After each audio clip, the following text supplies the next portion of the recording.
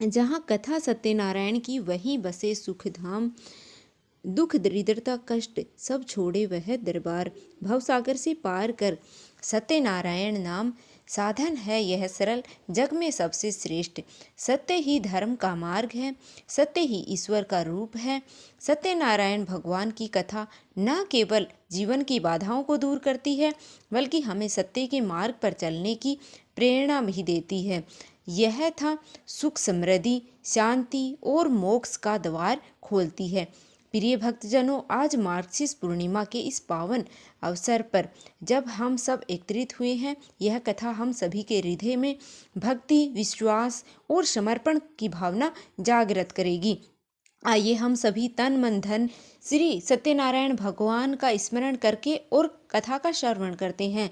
सत्यनारायण भगवान आपकी कथा सुनने और सुनाने का सौभाग्य हमें प्राप्त हुआ है। कृपया हम सब पर अपनी कृपा दृष्टि बनाए रखना और हमारे जीवन में सत्य और धर्म का प्रकाश फैलाए रखना। प्रेम से बोलिए विघ्न हरता भगवान गणेश जी की जय, भगवान श्री सत्यनारायण की जय। पौराणिक कथा के अनुसार एक समय नमस्सरण तीर्थ में अनेक सोनक आदि 88,000 ऋषियों ने श्री सूत जी से कहा, हे प्रभु, इस कलयुग में वेद विद्या रहित मनुष्यों को प्रभु भक्ति किस प्रकार से मिलेगी और उनका उद्धार कैसे होगा। हे मुनि श्रेष्ठ, कोई ऐसा तप कहिए जिसे थोड़े समय में पुण्य प्राप्त हो जाए और मनोवांछित फल मिले। ऐसी कथा को सुनने की हमारी इच्छा है। सर्वशास्त्र ज्ञाता श्री सूत जी बोले कि हे वैष्णव, मैं पूजन आप सभी को सबने प्राणियों के हित के बारे में बात पूछी है। अब मैं उस श्रेष्ठ व्रत को आप लोगों को कहूँगा, जिस व्रत को नारद जी ने श्री लक्ष्मी नारायण भगवान से पूछा था और श्री लक्ष्मीपति ने मुनि नारद से कहा था। सो तुम ध्यान पूर्वक सुनो। एक समय योगीराज नारद जी दूसरों के हित की इच्छा से अनेक लोकों में घूमते हुए मर्त्युलोक में आ पहुँचे। यहाँ उन्होंने अनेक योनियों में जन्मे हुए सभी मनुष्यों को अपने कर्मों के अनुसार अनेक दुखों से पीड़ित देख करके सोचा कि कोई ऐसा प्रयत्न करने से निश्चय ही इन प्राणियों का दुखों का नाश हो सकेगा।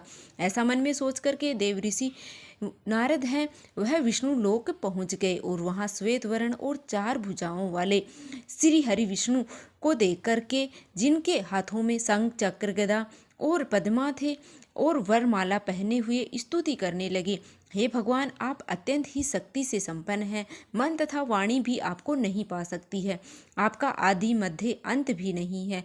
आप निर्गुण स्वरूप सृष्टि के आदि भूत और भक्तों के सभी दुखों का नष्ट करने वाले हो। आपको मेरा नमस्कार है। नारद जी से इस प्रकार की स्तुति सुनकर के भगवान श्री विष्णु बोले कि हे मुनिश्रेष्ठ, आपके मन में क्या है? आप किस काम के लिए यहाँ आए हैं? निसंकोच होकर कहिए। तब नारद मुनि बोले, प्रभु, मर्त्युलोक में सब मनुष्यों को जो अनेक योनियों में पैदा हुए हैं, अपने कर्मों के अनुसार अनेक प्रकार के दुखों से वह दुखी हो रहे हैं। नाथ, आप मुझ पर दया रखते हुए बताइए कि उन मनुष्यों के सब दुख थोड़े ही प्रयत्न से दूर हो जाएं। तब श्री भगवान विष्णु बोले कि हे नारद मुनि, आप मनुष्यों की भलाई के लिए तुमने बहुत ही अच्छी बात पूछी है। जिस काम को करने से मनुष्य मोह से छूट जाता है, वह मैं तुम्हें कहता हूँ। सुनो, बहुत ही पुण्य देने वाला स्वर्ग तथा मर्त्युलोक दोनों में दुर्लभ एवं अत्यंत ही उत्तम व्रत है। आज मैं प्रेमवश होकर के तुम्हें कहता हूँ। श्री सत्यनारायण भगवान का यह व्रत अच्छी तरह से विधि पूर्वक करके मनुष्य धरती पर और सुख भोग करके मरने पर भी मोक्ष को प्राप्त होता है। श्री सत्यनारायण भगवान के वचन सुन करके और नारद मुनि बोले कि हे भगवान, आप उस व्रत का फल क्या है, क्या विधान है और किसे यह व्रत करना चाहिए और यह व्रत कैसे किया जाता है और किस दिन यह करना चाहिए, विस्तार पूर्वक कहिए। भगवान विष्णु बोले कि हे नारद मुनि, दुख शोक आदि को दूर करने वाला, धन धान्य को बढ़ाने और सौभाग्य तथा संतान देने वाला यह व्रत सब स्थानों पर विजय प्राप्त करने वाला है। भक्ति और श्रद्धा के साथ किसी भी दिन मनुष्य श्री सत्यनारायण की प्रातः काल में समय ब्राह्मणों और बंधुओं के साथ धर्मपरायण होकर के पूजा करे। भक्ति भाव से नैवेद्य केले, फल, शहद, घी, दूध और गेहूं का आटा सवाया ले करके और गेहूं के अभाव में साठी का चूर्ण भी ले सकते हैं। सब पदार्थों को भगवान को अर्पण कर देवे और बंधु बांधवों सहित ब्राह्मणों को भोजन कराए और तत्पश्चात स्वयं भी भोजन करें। रात्रि में नृत्य गीत आदि का आयोजन करें और सत्यनारायण भगवान का ध्यान करते हुए समय बिताएं। इस तरह व्रत करने पर मनुष्य की इच्छा निश्चित ही पूरी होती है। विशेष रूप से कली काल में भूमि पर यही मोक्ष का सरल उपाय है। प्रेम से बोलिए श्री सत्यनारायण भगवान की जय। श्री सत्यनारायण व्रत कथा का प्रथम अध्याय संपूर्ण हुआ। दूसरा अध्याय है श्री सूत जी बोले कि हे ऋषियों, जिसने पहले समय में यह व्रत किया है उसका इतिहास अब मैं तुम्हें सुनाता हूँ, ध्यान पूर्वक सुनो। सुंदर काशीपुर नगर में एक अत्यंत ही निर्धन ब्राह्मण रहता था। वह भूख और प्यास से बेचैन हुआ नित्य पृथ्वी पर घूमता था। ब्राह्मणों से प्रेम करने वाले भगवान ने ब्राह्मण को दुखी देख करके और बूढ़े ब्राह्मण का वेश धारण करके और उसके पास जाकर के आदर पूर्वक पूछा कि हे मनुष्य, तुम नित्य दुखी होकर के पृथ्वी पर क्यों घूमते हो? ब्राह्मण, यह सब मुझसे कहो, मैं सुनना चाहता हूँ। तब वह ब्राह्मण बोला कि मैं निर्धन ब्राह्मण हूँ, भिक्षा के लिए पृथ्वी पर घूमता हूँ। हे भगवान, यदि आप इसे छुटकारा पाने का कोई उपाय जानते हो तो कृपया करके मुझे बताइए। वृद्ध ब्राह्मण बोले कि हे विप्र, सत्यनारायण भगवान मनोवांछित फल देने वाले हैं, इसलिए तुम उनका पूजन करो, जिसे करने से मनुष्य सब दुखों से मुक्त हो जाता है। तब ब्राह्मण को व्रत का सारा विधान बता करके और बूढ़े ब्राह्मण का रूप धारण करने वाले श्री सत्यनारायण भगवान वहीं पर अंतर्ध्यान हो गए। जिस व्रत को वृद्ध ब्राह्मण ने बताया मैं उसे अवश्य ही करूँगा, यह निश्चय करने पर उसे रात भर नींद नहीं आई और सवेरे उठ करके सत्यनारायण भगवान का व्रत का निश्चय करके वह भिक्षा लेने चला गया। उस दिन उसे भिक्षा में बहुत सारा धन मिला, जिसे बंधु बांधवों के साथ अपने घर में सत्यनारायण भगवान का व्रत किया और इसे करने से वह ब्राह्मण सब दुखों से छूट करके अनेक प्रकार की सुख संपत्तियों से युक्त उस समय से वह ब्राह्मण हर मास व्रत करने लगा। इस तरह सत्यनारायण भगवान के व्रत जो भी करता है वह मनुष्य दुखों से छूट जाता है। इस तरह श्री नारद जी ने सत्यनारायण भगवान का व्रत कहा। यह व्रत मैंने तुम्हें कहा है, हे विप्रो, अब मैं तुम्हें कहता हूँ। तब ऋषिगण बोले कि हे मुनिवर, इस संसार में इस ब्राह्मण से सुनकर के किस किसने इस व्रत को किया वह सब भी हम सुनना चाहते हैं। इसके लिए हमारे मन में अत्यंत ही जिज्ञासा हो रही है। सूत जी बोले कि हे मुनियों, जिसने इस व्रत को किया वह भी अब तुम सुनो। एक ब्राह्मण धन और ऐश्वर्य के अनुसार बंधु बांधवों के साथ व्रत करने को तैयार हुआ। उसी समय एक लकड़ी बेचने वाला बूढ़ा आदमी आया और बाहर लकड़ियों को रख कर के ब्राह्मण के मकान में प्यास से दुखी वह लकड़हारा उसने उनको व्रत करते देख करके ब्राह्मण को नमस्कार करके और कहने लगा कि आप यह क्या कर रहे हो और इसे करने से क्या फल मिलता है, कृपया करके मुझे भी बताइए। ब्राह्मण ने कहा कि सब मनोरथ को पूर्ण करने वाला यह भगवान सत्यनारायण का व्रत है, इसकी ही कृपा से मेरे घर में धन धान्य की वृद्धि हुई है। ब्राह्मण से इस व्रत के बारे में जानकर के लकड़हारा अत्यंत ही प्रसन्न हुआ। चरणामृत लेकर के प्रसाद ग्रहण करने के बाद वह अपने घर चला गया। अगले दिन लकड़हारे ने अपने मन में इस प्रकार का संकल्प लिया कि आज गांव में लकड़ी बेचने से जो धन मिलेगा उसी से मैं सत्यनारायण भगवान का उत्तम व्रत करूंगा। ऐसा मन में निश्चय कर वह बूढ़ा आदमी लकड़ियां अपने सिर पर रख करके जिस नगर में धनवान लोग रहते थे वहाँ गया। ऐसे सुंदर नगर में गया और उस दिन उसने लकड़ियों के दाम पहले से चौगुना मिले। तब वह लकड़हारा दाम लेकर के अति प्रसन्न होकर के और पके हुए केले, शक्कर, दूध, दही और गेहूं का चूर्ण इत्यादि लेकर के सत्यनारायण भगवान की पूर्ण सामग्री लेकर के और वह अपने घर गया और अपने परिवारजनों और बंधु बांधवों के साथ भगवान सत्यनारायण का पूजन और व्रत किया।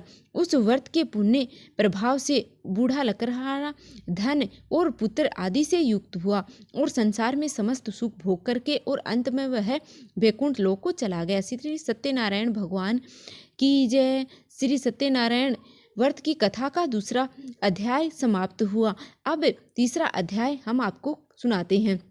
श्री सूत जी बोले कि हे मुनि श्रेष्ठ, मुनियों, अब आगे मैं आपको कथा सुनाता हूँ, वह तुम सुनो। तो पहले के समय में उल्कामुख नाम का एक बुद्धिमान राजा राज्य करता था। वह सत्य वक्ता और जितेंद्रिय था। प्रतिदिन देव स्थलों पर जाता और गरीबों को धन देकर के उनके कष्ट दूर करता। उसकी पत्नी कमल के समान मुख वाली सती साध्वी थी। पुत्र की प्राप्ति के लिए भद्रशिला नदी के तट पर वह दोनों सत्यनारायण भगवान का उन्होंने व्रत किया। उस समय वहाँ एक साधु नामक वैश्य आया और उसके पास व्यापार के लिए बहुत सारा धन था। वह नाव को किनारे पर ठहरा करके और राजा के पास आ गया और व्रत करते देख करके और विनय से पूछने लगा कि हे राजन, भक्ति युक्त चित्त से आप यह क्या कर रहे हैं? मेरी सुनने की इच्छा हुई है, सो आप मुझे यह बताइए। तब राजा बोला कि वैसे आपने बंधु बांधवों के साथ पुत्र आदि की प्राप्ति के लिए यह महाशक्तिशाली सत्यनारायण भगवान का व्रत और पूजन में कर रहा हूँ। राजा के वचन सुनकर के साधु आदर से बोला कि हे राजन, मुझे भी इसका विधान कहो, मैं भी आपके कहे अनुसार इस व्रत को अवश्य करूँगा। मेरी भी कोई संतान नहीं है और मुझे विश्वास है इस व्रत को करने से मुझे निश्चय ही संतान की प्राप्ति होगी। तब सब विधान सुन करके और व्यापार से निवृत्त होकर के और वह आनंद के साथ अपने घर गया। साधु ने अपनी स्त्री को संतान देने वाले इस व्रत को सुनाया और प्रण किया कि जब मेरे यहाँ संतान होगी तब मैं इस व्रत को करूँगा। साधु ने ऐसे वचन अपनी पत्नी लीलावती से कहे। एक दिन उसकी पत्नी पति के साथ आनंदित होकर सांसारिक धर्म से प्रवृत्त होकर के और श्री सत्यनारायण भगवान की कृपा से गर्भवती हो गई और 10वें महीने में उसके यहाँ एक सुंदर कन्या का जन्म हुआ। वह कन्या दिनों दिन इस तरह से बढ़ने लगी जैसे शुक्ल पक्ष का चंद्रमा बढ़ता है। कन्या का नाम कलावती रखा गया। तब लीलावती ने मीठे शब्दों में अपने पति से कहा कि हे स्वामी, जो आपने संकल्प लिया था कि मैं संतान होने पर सत्यनारायण भगवान का व्रत करूंगा, अब आप उसे करिए। साधु बोला कि हे प्रिय, इसके विवाह पर करूंगा। इस प्रकार से अपनी पत्नी को आश्वासन देकर के और वह नगर को चला गया। अब कलावती अपने पिता के घर में रह करके बड़ी हो रही थी। एक दिन साधु जब नगर में सखियों के साथ अपनी पुत्री को देखा तो तुरंत ही दूतों को बुला करके कहा कि पुत्री के लिए कोई सुयोग्य वर देख कर लाओ। साधु की आज्ञा पाकर के और दूत कंचन नगर पहुंचा। वहां पर बहुत खोज कर, बहुत देखभाल कर कन्या के लिए सुयोग्य वणिक पुत्र ले आया। उस सुयोग्य युवक को देख करके और साधु ने अपने बंधु बांधवों सहित प्रसन्नचित होकर के अपनी पुत्री का विवाह उसके साथ किया। किंतु दुर्भाग्य से विवाह के समय वह व्रत करना भूल गया। तब श्री सत्यनारायण भगवान क्रोधित हो गए और साधु को श्राप दिया कि तुम्हें दारुण दुख प्राप्त होगा। अपने कार्य में कुशल साधु वैसे अपने जमाता सहित समुद्र के समीप स्थित रतनपुर नगर में गया और वहां दोनों ससुर जमाई चंद्रकेतु राजा के उस नगर में व्यापार करने लगे। एक दिन भगवान सत्यनारायण की माया से प्रेरित कोई चोर राजा का धन चुरा करके भागा जा रहा था। किंतु राजा के दूतों को आता देख करके और चोर घबराकर भागते हुए धन को वहीं चुपचाप छोड़ करके और चले गए जहां वे ससुर जमाई ठहरे हुए थे। जब दूतों ने उन साधु वैसे के पास राजा के धन को रखा हुआ देखा तो वे उन्हीं को चोर समझ करके और दोनों को बांध करके ले गए। राजा के पास जाकर बोले कि हे राजन, ये दोनों चोर हैं, हम पकड़ करके लेकर आए हैं, आज्ञा दीजिए। तब राजा की आज्ञा से उनको कठोर कारावास में डाल दिया गया और उनका सब धन छीन लिया गया। सत्यनारायण भगवान के श्राप के कारण साधु वैसे की पत्नी और पुत्री भी इधर घर में बहुत ही दुखी रहने लगी। उनके घर पर जो भी धन रखा हुआ था चोर चुरा कर ले गए। शारीरिक और मानसिक पीड़ा तथा भूख प्यास से अति दुखी होकर के अन्न की चिंता में कलावती एक दिन एक ब्राह्मण के घर गई। वहां उसने सत्यनारायण भगवान का व्रत होते देखा और फिर कथा सुनी और प्रसाद ग्रहण करके रात होने पर वह घर आई। तब उसकी माता ने कलावती से पूछा कि हे पुत्री, तू अब तक कहाँ थी और तेरे मन में क्या है? कलावती कहने लगी कि माते, मैंने एक ब्राह्मण के घर पर श्री सत्यनारायण भगवान का व्रत होते देखा है। कन्या के ऐसे वचन सुनकर के और लीलावती भगवान के पूजन की तैयारी करने लगी। लीलावती ने अपने परिवार और बंधु बांधवों सहित श्री सत्यनारायण भगवान का पूजन किया और वर मांगा कि मेरे पति और दामाद शीघ्र ही घर वापस आ जाएं। साथ ही प्रार्थना की कि हम सबका अपराध क्षमा करो। सत्यनारायण भगवान इस व्रत से संतुष्ट हुए और राजा चंद्रकेतु को स्वप्न में दर्शन देकर कहा कि हे राजन, तुमने जिन दोनों वेश्यों को बंदी बना रखा है वे निर्दोष हैं, उन्हें प्रातः ही छोड़ दो और उनका सब धन जो तुमने लिया है उन्हें वापस लौटा दो, नहीं तो मैं तुम्हारा धन, राज्य, पुत्र आदि सब नष्ट कर दूंगा। राजा से ऐसे वचन कहकर के भगवान अंतर्ध्यान हो गए। प्रातःकाल राजा चंद्रकेतु ने सभा में अपना स्वप्न सुनाया। फिर दोनों वणिक पुत्रों को कैद से मुक्त कर और सभा में बुलाया। दोनों ने आते ही राजा को नमस्कार किया। राजा मीठे वचनों से बोला, हे महानुभाव, तुम्हें भूलवश कठिन दुख प्राप्त हुआ। अब तुम्हें कोई भी दुख है वो नहीं है, कोई भी भय नहीं है। ऐसा कहकर के और राजा ने उसे नए नए वस्त्र आभूषण पहनाए और उनका जितना धन लिया था उसे दोगुना धन देकर के आदर सहित विदा किया। तब वे दोनों वैसे अपने घर को चल दिए। श्री सत्यनारायण भगवान की जय। श्री सत्यनारायण व्रत की कथा का तीसरा अध्याय संपूर्ण हुआ। चौथा अध्याय श्री सूत जी बोले कि साधु बनिया मंगलचारण कर और ब्राह्मणों को धन देकर के अपने नगर को चल पड़ा। साधु के दूर जाने पर इधर भगवान सत्यनारायण ने उसकी सत्यता की परीक्षा लेने के विषय में जिज्ञासा हुई। तब वे एक दंडी का वेश बना करके उस बनिए के सामने गए और पूछा कि हे साधु, तुम्हारी नाव में क्या भरा है? तब धन के मद में चूर दोनों महाजनों ने अवहेलना पूर्वक हंसते हुए कहा, दंडी सन्यासी, क्यों पूछ रहे हो कुछ मुद्रा लेने की इच्छा है? हमारी नाव में तो लता और पत्ते आदि भरे हुए हैं। ऐसी निठुर वाणी सुनकर के दंडी वेश धारण किए हुए भगवान बोले, तुम्हारी बात सच हो जाए। ऐसा कहकर के दंडी सन्यासी का रूप धारण किए हुए भगवान कुछ दूर जाकर के समुद्र के समीप बैठ गए। इधर दंडी के चले जाने पर नित्य क्रिया करने के बाद उतराई हुई यानी कि जल में ऊपर उठी हुई नौका को देख करके और साधु अत्यंत ही आश्चर्य में पड़ गया और नाव में लता और पत्ते आदि देख करके मूर्छित होकर पृथ्वी पर गिर पड़ा। होश में आने पर वणिक पुत्र चिंतित हो गया। तब उसके दामाद ने इस प्रकार कहा कि पिताजी, आप शोक क्यों करते हो? दंडी ने श्राप दिया है। इस स्थिति में वे ही चाहें तो सब कुछ ठीक कर सकते हैं, इसमें संशय नहीं है। अतः उन्हीं के शरण में हमें चलना चाहिए और वहीं पर मन की इच्छा है वो पूर्ण होगी। दामाद की बातें सुनकर के वह साधु बनिया उसके पास गया और वहां दंडी को देख करके उसने भक्ति पूर्वक प्रणाम किया तथा आदर पूर्वक कहने लगा कि आपके सम्मुख मैंने जो कुछ कहा वह असत्य भाषण रूप अपराध किया। आप कृपया करके उस अपराध को क्षमा कीजिए। ऐसा कहकर के बार बार प्रणाम करके वह महान शोक से व्याकुल हो गया। दंडी ने उस बनियों को रोता हुआ देख करके कहा कि हे मूर्ख, रो मत, मेरी बात सुन। मेरी पूजा से उदासीन होने के कारण तथा मेरी आज्ञा से ही तुमने बार बार दुख प्राप्त किया है। भगवान की ऐसी वाणी सुनकर के और वह उसकी स्तुति करने लगा। साधु ने कहा कि हे प्रभु, यह आश्चर्य की बात है कि आपकी माया से मोहित होने के कारण ब्राह्मण देवता भी आपके गुणों और रूपों की यथावत रूप से नहीं जान पाते हैं। फिर मैं मूर्ख आपकी माया से मोहित होने के कारण भला कैसे जान सकता हूँ? प्रभु, आप मुझ पर कृपया कीजिए और मुझ पर प्रसन्न होइए। मैं आपकी धन संपत्ति के अनुसार आपकी पूजा करूँगा और आपकी शरण में होऊंगा। जो मेरी नौका में स्थित पूरा धन था उससे मेरी रक्षा कीजिए।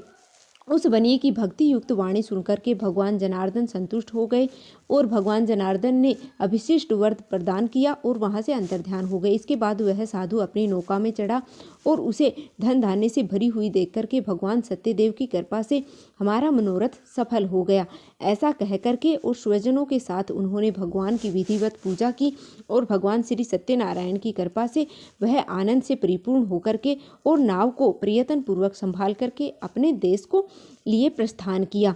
साधु बनिए ने अपने दामाद से कहा कि वह देखो, मेरी रत्नपुरी नगरी दिखाई दे रही है। इसके बाद उसने अपने धन के रक्षक दूत को अपने आने का समाचार देने के लिए अपनी नगरी में भेजा। उसके बाद में उस दूत ने नगर में जाकर के साधु की पत्नी को हाथ जोड़ करके और प्रणाम किया और उसके लिए अभिशिष्ट बात की कि सेठ जी और आपके दामाद बंधु वर्ग के साथ बहुत सारे धन धान्य से संपन्न होकर के नगर के निकट पधार गए हैं। दूत के मुख से यह बात सुनकर के और वह अत्यंत ही आनंदित हुई और उस साध्वी ने सत्यनारायण की पूजा करके अपनी पुत्री से कहा कि पुत्री, मैं साधु के दर्शन करने के लिए जा रही हूँ, तुम भी जल्दी आ जाना। माता का ऐसा वचन सुन करके और व्रत को समाप्त करके प्रसाद का परित्याग करके और कलावती भी अपने पति के दर्शन के लिए चल पड़ी। इससे भगवान सत्यनारायण रुष्ट हो गए और उन्होंने पति को और नौका को धन सहित हरण करके जल में डुबो दिया। इसके बाद कलावती कन्या अपने पति को ना देख करके और महान शोक से रुदन करती हुई पृथ्वी पर गिर पड़ी। नाव का डूब जाने पर वो सब भयभीत हो गए और मन में साधु बनिए ने सोचा कि यह क्या हो गया, और नाव का संचालन करने वाले भी सभी चिंतित हो गए। और इसके बाद में वह कलावती कन्या को देख करके और दुख से व्याकुल हो गई और अत्यंत ही दुख से विलाप करती हुई अपने पति से इस प्रकार बोली कि हे स्वामी, अभी अभी नौका के साथ वह अदृश्य कैसे हो गया? ना जाने किस देवता की अपेक्षा से वह नौका हरण कर ली गई, या फिर सत्यनारायण का महात्म्य भला कौन जान सकता है। ऐसा कहकर के वह अपने परिवारजनों के साथ विलाप करने लगी और कलावती कन्या को गोद में लेकर रोने लगी।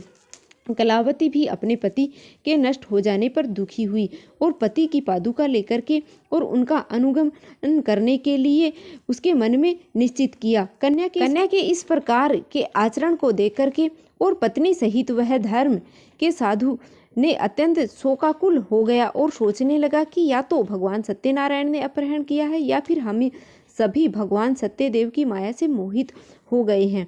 अपनी धन की शक्ति के अनुसार मैं भगवान श्री सत्यनारायण की पूजा करूंगा।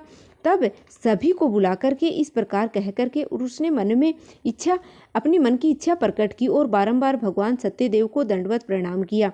इससे परिपालन भगवान सत्यदेव प्रसन्न हुए। भगवान की कृपा पूर्वक आकाशवाणी की कि तुम्हारी कन्या प्रसाद छोड़कर अपने पति को देखने चली आई। निश्चय ही इसी कारण उसका पति अदृश्य हो गया। यदि घर जाकर प्रसाद ग्रहण करके वापस आए तो हे साधु बनिया, तुम्हारी पुत्री पति को प्राप्त करेगी, इसमें कोई संशय नहीं है। कलावती ने भी यह दिव्य आकाशवाणी सुनी तो वह शीघ्र ही अपने घर गई और उसने प्रसाद ग्रहण किया। वापस आकर के उसने अपने परिवार जनों सहित अपने पति को देखा। तब कलावती कन्या ने अपने पिता से कहा कि हे पिताजी, अब तो घर चलिए, देरी क्यों कर रहे हैं। कन्या की बात सुनकर के वणिक पुत्र संतुष्ट हो गया और विधि विधान से भगवान सत्यनारायण का पूजन करके और धन तथा बंधु बांधवों सहित अपने घर गया। इसके बाद पूर्णिमा और संक्रांति पर्व पर भगवान सत्यनारायण का पूजन करते हुए इस लोक से सुख भोग करके अंत में वह सत्यपुर बैकुंठ लोक को चला गया। प्रेम से बोलिए सत्यनारायण भगवान की जय। श्री सत्यनारायण भगवान व्रत कथा का चौथा अध्याय संपूर्ण। पांचवा अध्याय। श्री सूत जी बोले, श्रेष्ठ मुनियों, अब इसके बाद में दूसरी कथा कहना चाहूँगा, आप लोग ध्यान पूर्वक सुनिए। अपनी प्रजा का पालन करने में तत्पर तुकध्वज नाम के राजा थे। उन्होंने सत्यदेव के प्रसाद का परित्याग करके दुख प्राप्त हुआ। एक बार वह वन में बहुत से पशुओं को मार करके वट वृक्ष के नीचे आया। वहां उसने देखा कि गोपगण बंधु बांधव के साथ संतुष्ट होकर के भक्ति पूर्वक भगवान सत्यदेव की पूजा कर रही हैं।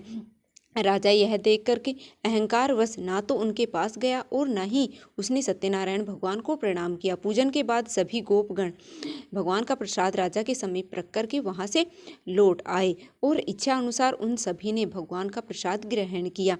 इधर राजा को प्रसाद का परित्याग करने से बड़ा ही दुख मिला। उसका संपूर्ण धन धान्य और सभी पुत्रगण नष्ट हो गए। राजा ने मन में यह निश्चय किया कि अवश्य ही भगवान सत्यनारायण ने हमारा नाश कर दिया है, इसलिए हमें वहां जाना चाहिए जहां श्री सत्यनारायण भगवान का पूजन हो रहा था। ऐसा मन में निश्चय करके वह राजा गोपगणों के समीप गया और उसने गोपगणों के साथ भक्ति से कथा का श्रवण किया और भक्ति पूर्वक भगवान सत्यदेव की पूजा की और सत्यदेव की कृपा से वह पुनः धन और पुत्रों से संपन्न हो गया तथा इस लोक में सभी सुखों को भोग करके अंत में वह बैकुंठ लोक को प्राप्त हुआ। श्री सूत जी बोले, जो व्यक्ति इस परम दुर्लभ श्री सत्यनारायण भगवान का व्रत करता है वह फल प्रदायिनी भगवान की कथा वो भक्तिपूर्वक सुनता है, उसे भगवान सत्यनारायण की कृपा से धन धान्य आदि की प्राप्ति होती है। दरिद्र धनवान हो जाता है, बंधन में पड़ा हुआ बंधन से मुक्त हो जाता है, डरा हुआ भय मुक्त हो जाता है। यह सत्य बात है, इसमें कोई संशय नहीं है।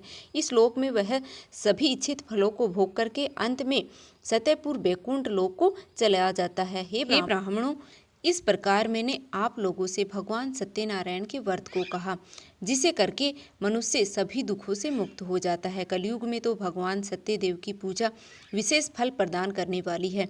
भगवान विष्णु को ही कुछ लोग काल, कुछ लोग सत्य, कोई ईश और कोई सत्यदेव तथा दूसरे लोग सत्यनारायण के नाम से कहेंगे। अनेक रूप धारण करके भगवान सत्यनारायण सभी का मनोरथ सिद्ध करते हैं। कलयुग में सनातन भगवान विष्णु ही सत्य व्रत रूप धारण करके और सभी का मनोरथ पूर्ण करने वाले होंगे। हे श्रेष्ठ मुनियों, जो व्यक्ति नित्य भगवान सत्यनारायण की इस व्रत कथा को पढ़ता है, सुनता है, भगवान सत्यनारायण की कृपा से उसके सभी पाप नष्ट हो जाते हैं। हे मुनिवर, पूर्व काल में जिन लोगों ने भगवान सत्यनारायण का व्रत किया था, उसके अगले जन्म का वृतांत में आपको सुनाता हूँ, सुनिए। महान प्रजा संपन्न सतानन नाम के ब्राह्मण सत्यनारायण व्रत करने के प्रभाव से दूसरे जन्म में सुदामा नामक ब्राह्मण हुए और उस जन्म में भगवान श्री कृष्ण का ध्यान करके उन्होंने मोक्ष प्राप्त किया। लकड़हारा भील गुनाहों का राजा हुआ और अगले जन्म में उसने भगवान श्री राम की सेवा करके मोक्ष प्राप्त किया। महाराज उल्का मुख दूसरे जन्म में राजा दशरथ हुए। उन्होंने श्री रंगनाथ जी की पूजा करके और अंत में वैकुंठ को प्राप्त किया। इस प्रकार धार्मिक और सत्यव्रत साधु पिछले जन्म में सत्यव्रत के प्रभाव से अपने दूसरे जन्म में मोरध्वज नामक राजा हुआ। उसने आर्य से चेरक अपने पुत्र की आधी देह भगवान विष्णु को अर्पित कर मोक्ष प्राप्त किया। महाराज दुग्धवत जन्म जन्मांतर में स्वयं शंभु मनु हुए और भगवत संबंधित संपूर्ण कार्यों का अनुष्ठान करके और वैकुंठ लोक को प्राप्त हुए। जो गोपगण थे वे सब जन्म जन्मांतर में ब्रजमंडल में निवास करने वाले गोप हुए और सभी राक्षसों का संहार करके उन्होंने भगवान का शाश्वत धाम लौकिक प्राप्त किया। प्रेम से बोलिए भगवान सत्यनारायण की जय, श्री लक्ष्मी नारायण की जय, भगवान श्री सत्यनारायण भगवान।